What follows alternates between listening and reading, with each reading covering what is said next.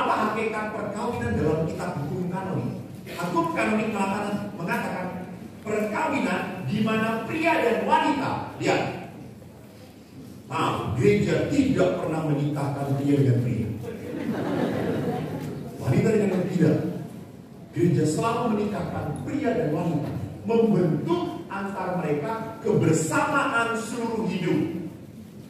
Kebersamaan seluruh hidup. Nah, sekarang sedang tren anak-anak muda yang mau nikah datang kepada imam dan berkata apa? Romo, boleh nggak kami harta terpisah? Mau nikah, sudah mengatakan boleh tidak harta terpisah. Lalu saya tanya, kenapa kok sampai harus harta terpisah? Nanti Romo, kalau ada sesuatu sudah jelas mana yang dibawa oleh istri, mana yang dibawa oleh suami. Saya langsung marah. Nah, kalau kamu mau nikah sudah berpikir nanti cerai, jangan nikah. Saya nggak perlu jawaban. Lakukan. Loh, ini dong. Sebagai seorang beriman, jangan melangkah dalam keraguan. Melangkahlah dalam kepercayaan. Bukan nekat, bukan sombong, maaf. Sombong itu beda.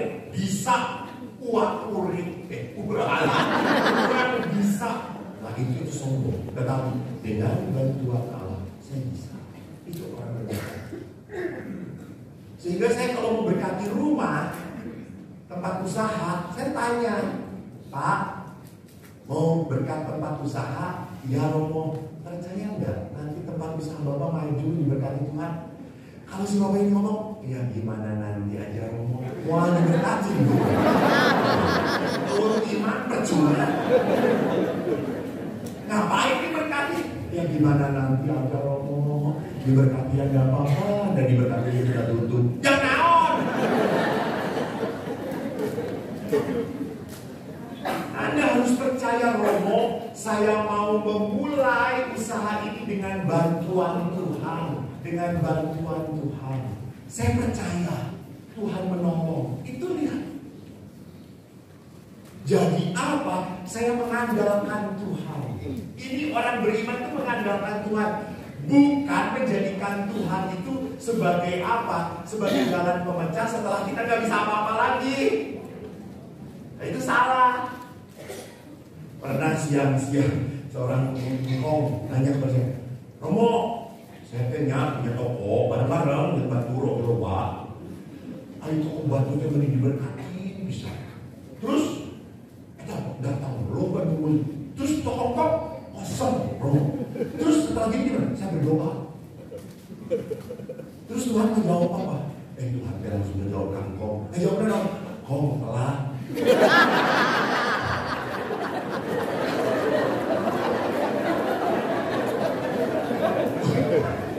Udah sendiri bercerita dulu saya. Terus kemarin kok, ayo memang isu-isu proposal buka, terus doa. Tuhan jangan lupa.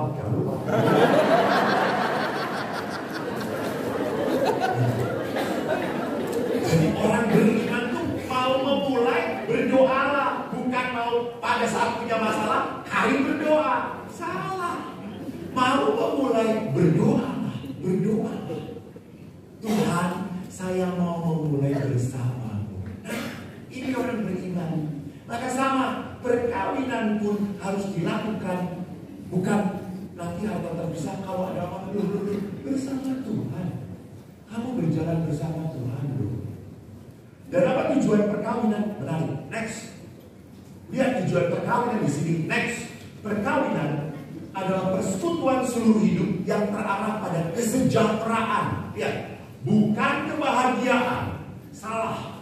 Kalau perkawinan terarah pada kebahagiaan, tidak. Perkawinan itu terarah pada kesejahteraan. Kalau kebahagiaan itu amat sangat subjektif. Itu tadi, ibu bahagia banget. Pada saat lihat bapaknya, Pak bahagia.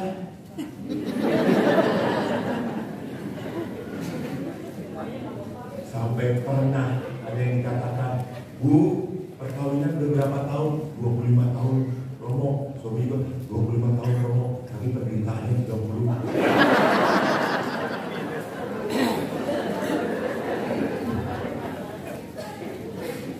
Jadi bukan kebahagiaan, kesejahteraan. Nanti saya perhatikan kesejahteraan itu apa?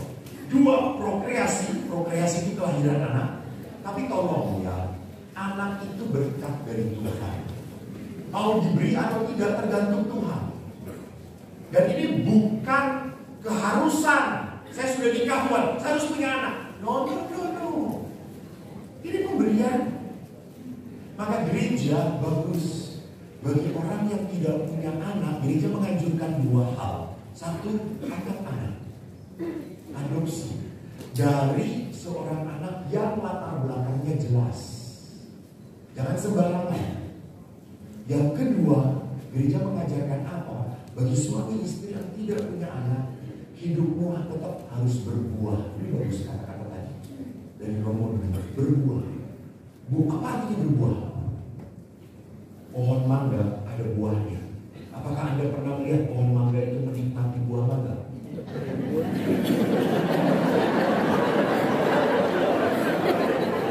Di Bogor air mosquito ya. Pohon mangga menghasilkan buah mangga dan yang menikmati siapa? Orang lain, manusia. Sama. Hidup Anda suami istri harus berbuah. Artinya apa? Membawa berkat bagi orang lain. Maka apa? Pelayananlah. Supaya hidup Anda punya arti. Yang ketiga, pendidikan anak. Bapak Ibu, pendidikan anak ada 3 hal yang ingin aku tekankan dalam pendidikan anak. Pertama, saya ingat sekali ada seorang psikolog yang menulisnya bagus sekali. Dia mengatakan dalam pendidikan anak, connection first before correction.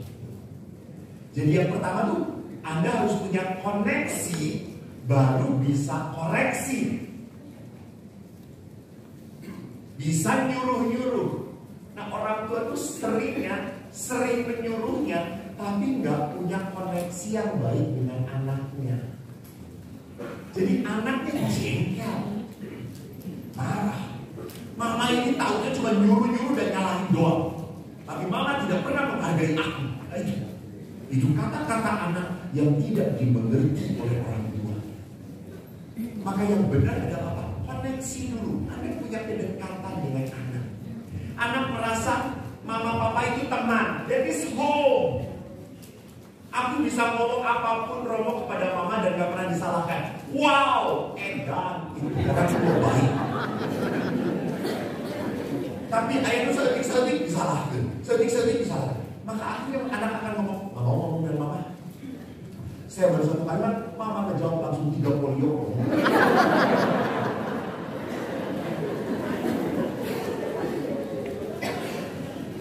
Perhatikan.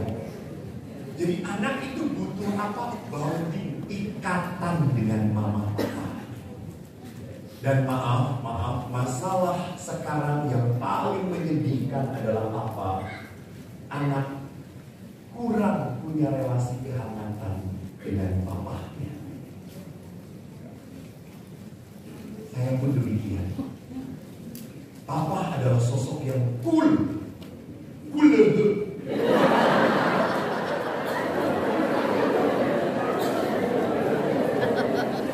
Jaga jarak. Maka ada anak-anak yang mengatakan, Romo, kalau papa itu di rumah yang ketawa cuma tapi kalau dengan teman-temannya, ini ketawanya bisa seperti kerasukan setan. Anak lihat, papa tidak pernah enjoy di rumah, tidak pernah asik di rumah. Nah ini, anak pun akan berkata, ngapain? Pak, maaf ya Pak, saya harus ngomong. Karena saya pasti, Anda nggak suka, nggak apa-apa. Saya menghadapi satu kasus seorang perempuan menikah. Kan adalah sebuah kebahagiaan kalau papanya mengantar sampai altar. Ini gak mau anaknya, gak mau Pak. Saya lebih jalan sendirian.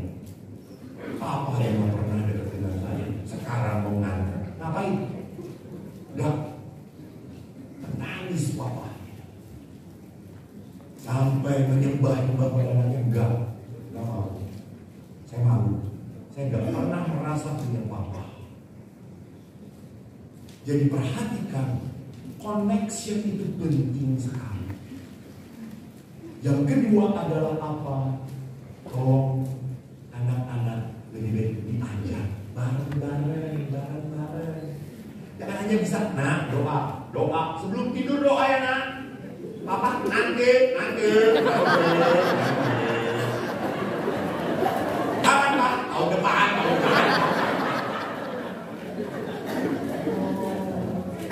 Anak sekarang itu beda dengan zaman dulu waktu ekologi. Bapak mau doa mana? Iya pak. Saya lebih cepat berdoa daripada langsung dibunuh. Zaman dulu kan belum ada kaseto, belum ada anak gitu. Saudaraan bapak pasti cuma. Jadi perhatikan, anak sekarang enggak diajak. Ayo ke gereja bareng papa, mama, ayo. Bapak ibu, ada dua hal yang tak pernah lupakan dalam hidupku. Pertama, kalau bisa ayah itu selalu bawa anak-anaknya duduk di depan. Di depan, 4 anak. Wes, dengar kabeh, menang gue. Dan waktu itu pasurnya Belanda. Korban itu ngaji.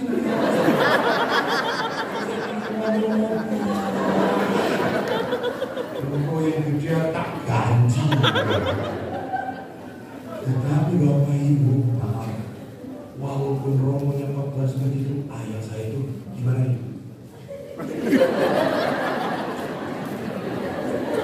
Satu dia tanya edan kan?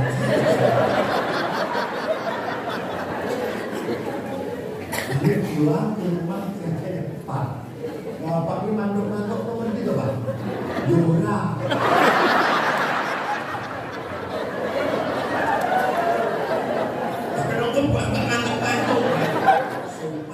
Sopan.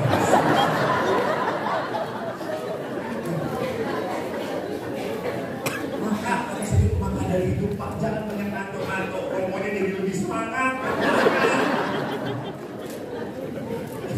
Ayah, ngerti nggak ngerti, beliau tetap setia. Karena beliau tahu Ekaristi itu misteri cinta Tuhan yang tidak akan pernah kita mengerti, tapi kita rasakan berkat. Yang kedua, setiap hari Bapak selalu ngajak anak-anaknya rosario. 8:30 rosario. Maka sekarang saya tidak pernah rosario.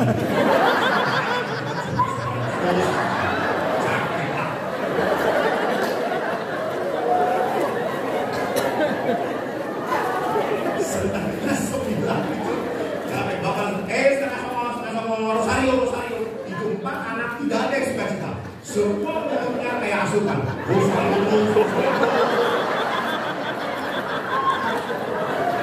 Apalagi adik saya di Jumro, kakak yang mau jadi romo, kita yang menderita.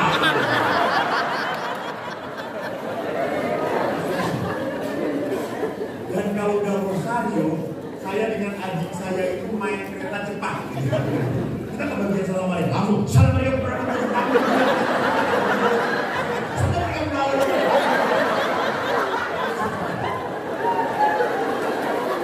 Bagian bapak kita jengkel ya. Sama dia.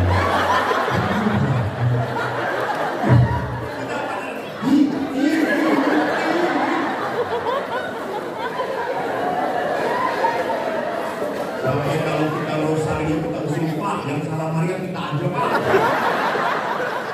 Bapak atas nama bapak tutup dan bapak kita.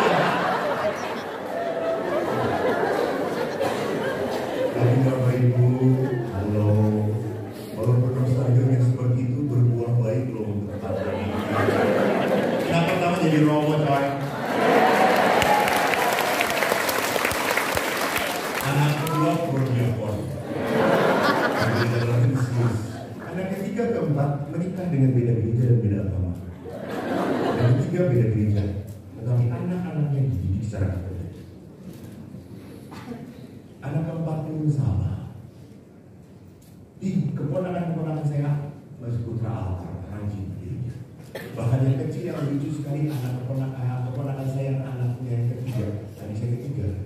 kalau bapaknya kan Kristen, kalau berdoa nggak pernah buat tanda. Langsung aja, ayah berdoa harus pakai sini. Dan kalau mau ekor harus diatas. Lalu ayahnya kan kasihan kepada anak kalau sudah gini. Ngomong sama bapak.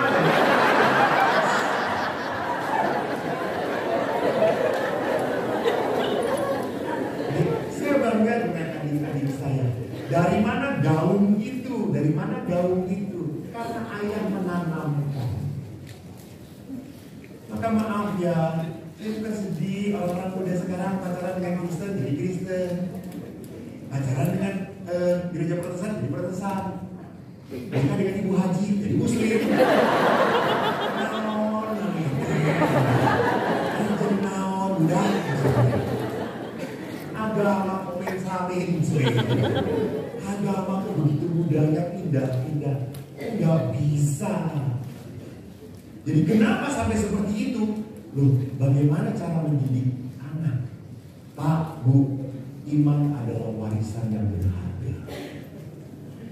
Anda boleh mewariskan uang, tapi akan menjadi rebutan bagi anak Anda. Tetapi pada saat iman diwariskan kepada anak Anda akan bertahan walaupun dia menderita. Karena apa? Iman, dia percaya pada Tuhan, dia mengandalkan Tuhan. Nah, next. Berikutnya, mengapa gereja mengatakan perkawinan itu menjadi hal yang indah? Perkawinan adalah sakramen. Apa itu? Kekasan perkawinan Katolik terletak pada sifatnya yang sakramental. Cinta kasih suami istri menjadi lambang kehadiran Kristus. Lihat. Jadi kalau Tuhan itu, Bu, mau mencintai suami ibu lewat istrinya, bukan lewat istri tetangga. Jelas, Pak? Ya, jelas. Sebelum masuk rumah sakit harus jelas. Berhasil nggak istri Bapak menghadirkan Tuhan dalam hidup Bapak? Alah, asik. Nanti malam ngasih bonus.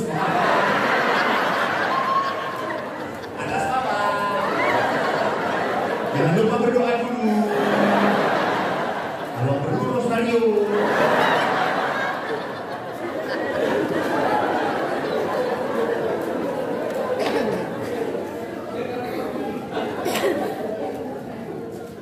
Pak, Bu, saya besok pindah lagi ke Pratista.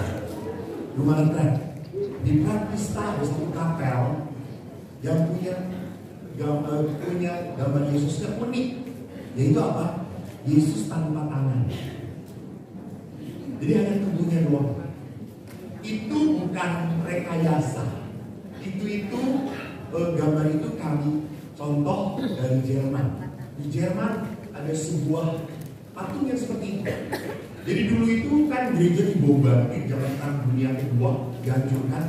Lalu setelah Perang Dunia Kedua ada seorang imam yang mencari benda-benda rohani yang bisa diselamatkan.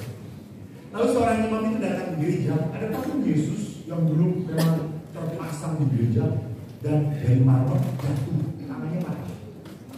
Tubuhnya bagus. Dia bawa ke tukang pahat, tolong buatkan tangannya. Dan karena dari marmer, itu marmer kan ada seratnya. Setiap pemahat itu sudah membuat tangannya, tempelnya enggak jalan-jalan, enggak jadi aneh. Dia putus asa. Dia akhirnya ngerti, aku nggak bisa buat tangan. Dia akhirnya berdoa dan akhirnya mendapatkan sebuah renungan.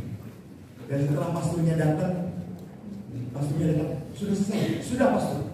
Mana? Pasturnya kaget, loh, kok masih belum punya tangan nih? Betul pastor, saya ngasih kalimat di bawahnya. Apa? Kamulah tangan.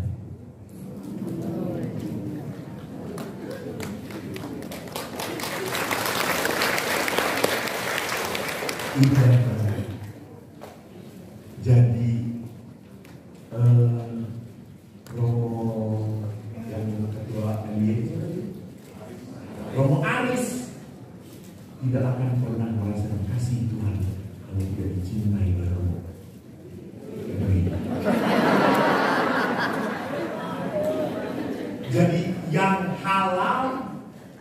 hanya dicintai oleh rekan serumahnya, bukan dari tante-tante. Jadi sama, betapa cinta itu harus diungkapkan pada pasangan. Maka jangan banyak keselnya, jengkelnya, marahnya. Belajarlah untuk apa? Untuk tetap lembut pada pasangan. Nah, bahkan apa?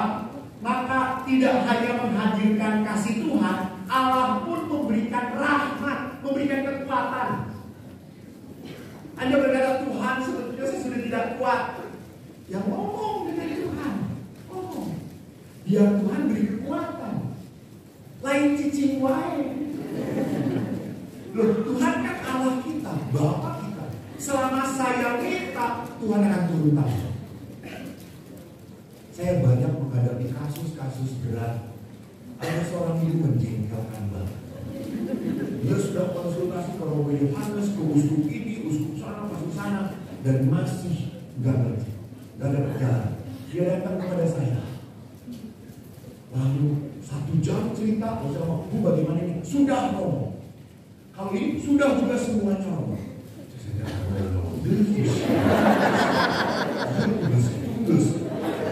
Bicara dengan Romo Yohanes kan jagonya itu roh dari segala roh. Hebat, punya roh kudus kuat. Saya sih roh memble. Gak bisa, gak dipercaya juga. Aduh kata saya. Lalu akhirnya tiba-tiba Tuhan, jamah dia, jamah. Saya tiba-tiba ngomong butuh di luar batu. Saking capek, saking kesel, saya mesti bisa ngomong. Tapi saya ngomong Tuhan, saya gak bisa ngomong lebih keras. Saya ngomong Bu, maaf Bu, saya gak bisa ngomong apa-apa. Saya boleh doa sedikit. Saya udah banyak doakan ngomong. Ini masih percaya sedikit. Sedikit. Gak sopan. Dan begitu pergi. Dan saya sudah berdoa, jangan sampai dia datang lagi. Saya hanya itu. Cukup sekali saja. Halo, 2 minggu kemudian datang lagi coy. Saya langsung pasang wajah angker. Kenapa? Oh, apa Bu? Romo tidak suka yang biasanya. Betul. Ibu susah kok banyak. Saya lagi ngomong satu hal saja. Apa Bu? Romo setelah saya pulang, kok saya merasa damai ya Romo. Saya merasa syukur pada Allah. Syukur. Tuhan yang benar-benar bukan aku. Bapak, Ibu, kalau istri berat melihat suami,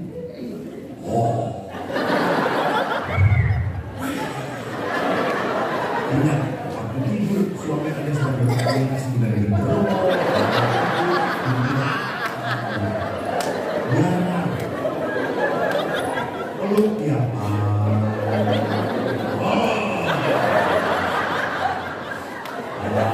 Istighfar.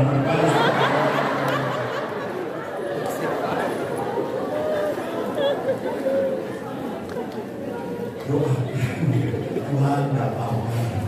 Saya ditemani oleh suara-suara keindahan. Karena suatu saat suara itu kan hilang dari hidup Anda. Jadi perhatikan bahwa di dalam perkawinan saya harus minta maaf tolong Tuhan. Kenapa? Karena hidup dengan pasanganmu berat. Sekali lagi berat. Berat. Kalau Anda tidak menghadirkan Tuhan, Tuhan memberi kekuatan. Maka Tuhan menitipkan pada